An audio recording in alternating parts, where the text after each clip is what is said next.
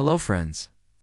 So today we are going to talk about one of the most popular French military leaders, Bonaparte.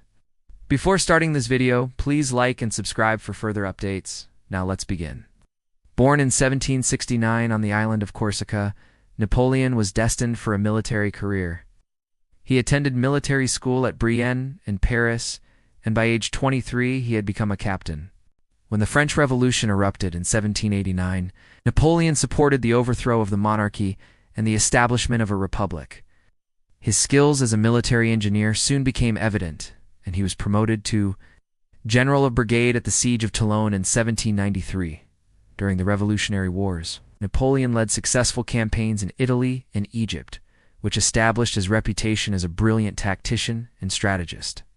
His Egyptian campaign was not entirely successful because even though his forces defeated the Mamluk army, he failed to capture Cairo. However, during this campaign, he laid the foundation for future French colonial expansion in North Africa. In 1799, Napoleon seized power in a coup known as the Coup of 18 Brumaire, which ended the French Revolution and established the consulate with himself as first consul. As first consul, Napoleon consolidated his power and reformed French institutions. He reorganized the army, reformed the tax system, and established the Bank of France.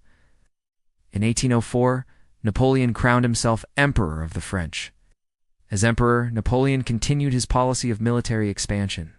He waged war against the coalitions of European powers that opposed his rule, culminating in the famous Battle of Austerlitz in 1805, in which he decisively defeated the Austrian army. At its peak, Napoleon's empire encompassed much of Europe, including the Netherlands, Belgium, northern Italy, central Germany, and a large part of western France.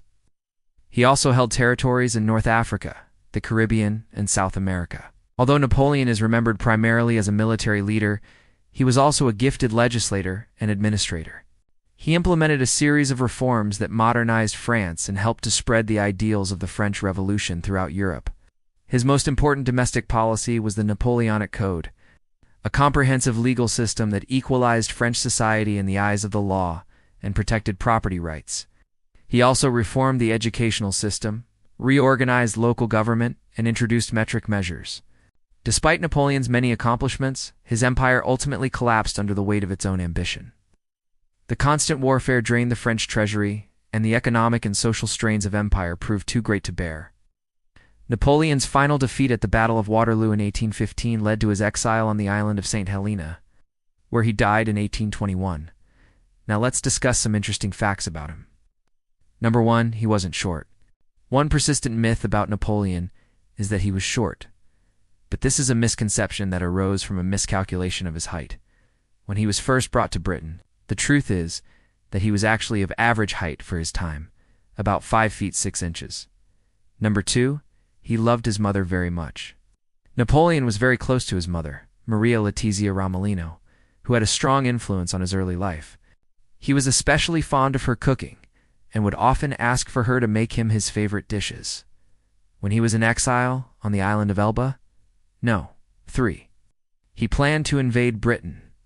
Napoleon's military campaigns were primarily focused on continental Europe, but he harbored ambitions of invading Britain.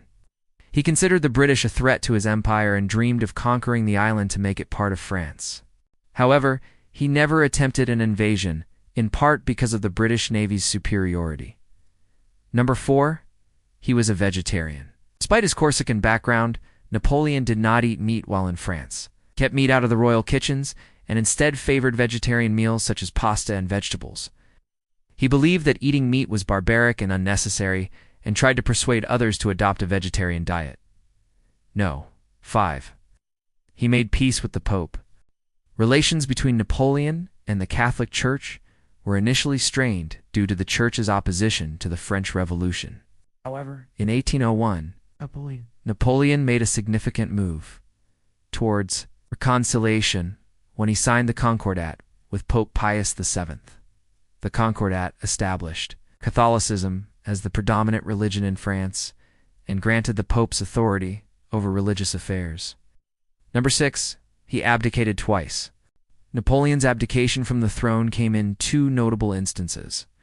In 1814, after his defeat in the Battle of Leipzig, He abdicated in favor of his son, Napoleon II, in an attempt to preserve the Napoleonic dynasty. However, he reclaimed the throne a year later following his escape from exile on the island of Elba, after his final defeat at Waterloo. He abdicated again, this time in favor of his brother, Joseph Bonaparte. Number 7. He enjoyed opera and theater. Napoleon had a passion for the arts, especially opera and theater. He was a patron of the Paris Opera and frequently attended performances. He also enjoyed attending theatrical productions and was particularly fond of Shakespeare's plays. In fact, he was so passionate about theater that he once interrupted a performance of Hamlet to demand that the lead actor be replaced. No. 8. He kept prostitutes for his soldiers. Napoleon was well aware of the importance of morale in maintaining a strong army, and he believed that providing prostitutes for his soldiers could help boost their spirits. He issued orders for brothels to be set up near military camps, believing that they would provide a welcome distraction for his troops. However, the practice was not without its critics, who argued that it was both immoral and unhealthy. Number 9. He authorized the destruction of the Library of the Congress of Vienna. In 1814, after Napoleon's abdication, the victorious Allies, meeting in Vienna, decided to punish France by taking away some of its holdings. They divided among themselves the conquered territories of Napoleon's empire, including the Library of the Congress of Vienna. The books were taken to various palaces and castles of the victorious powers where they remained for decades. Number 10. He fought against malaria. Napoleon was a firm believer in the importance of public health, and he took steps to combat malaria, a deadly disease that was prevalent in France at the time. He established a quarantine system for people coming from infected areas and ordered the draining of swamps, which were thought to be breeding grounds for the disease.